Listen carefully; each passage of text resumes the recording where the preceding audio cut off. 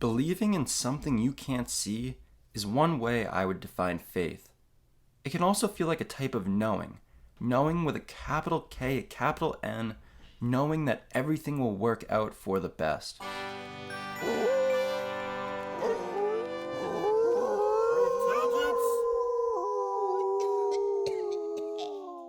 Welcome back to the podcast. My name is R.E. On this episode, believing in something you can't see. Faith. Faith, faith, faith. Faith, faith, faith. I wanna have faith, faith, faith. Life's not a race, race, race. So drive slowly now. And if you're still here after that terrible singing, welcome back to the episode. I used to really lack faith. I used to really lack trust. This was one of my biggest issues, one of my biggest weak spots. I had a very active and anxious mind, and I was always trying to plan out everything, always looking ahead to tomorrow, to the next week, to the next month, to the next year, to the next 5 years, to the next 10 years, and on and on and on and on. And I thought that this type of thinking was normal. I completely lacked any type of faith, any type of trust. I didn't ever really believe in a higher power, whether you want to call it God or love or the universe or trust.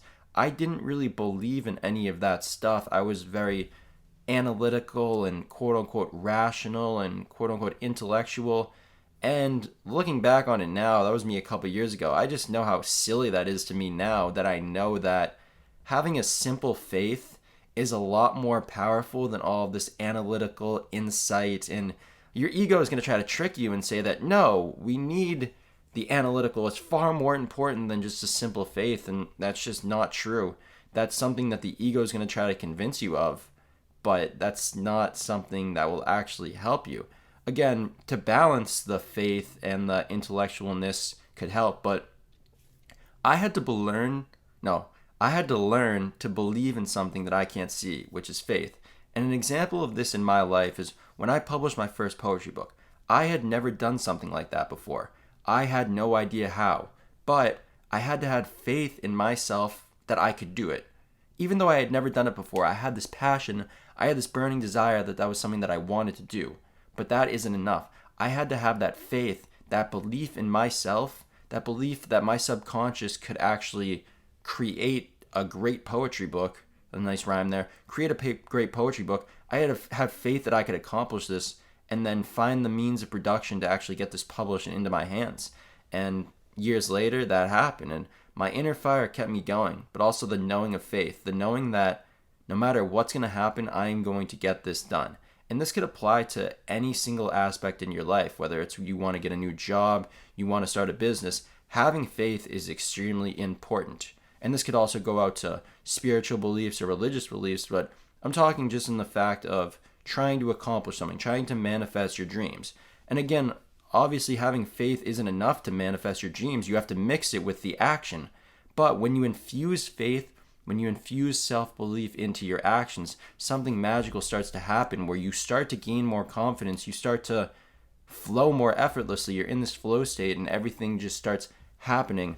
That's the only way I could describe it from my point of view, from my perspective, from my story, is building this momentum now that faith is becoming easier and easier. And it's kind of like this cycle that the more you feed into it, the more it will help you.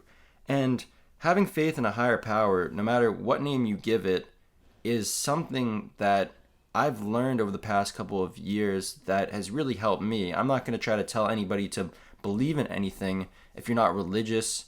You can think of a higher power as something like love or peace. These things are beyond you. These things are universal that people share, and they're ideals that people aim for. This higher power is like your North Star, and you can choose it. You don't have to follow anybody else's North Star. Choose wisely what you want it to be because it will guide you on your journey. It will guide you through your tough decisions. It will guide you through these situations where you have to face these obstacles and overcome them. It will guide you to where you want to be, to where you need to go, and who you need to be to get there. But it all requires faith. This all requires trust. It requires believing in yourself.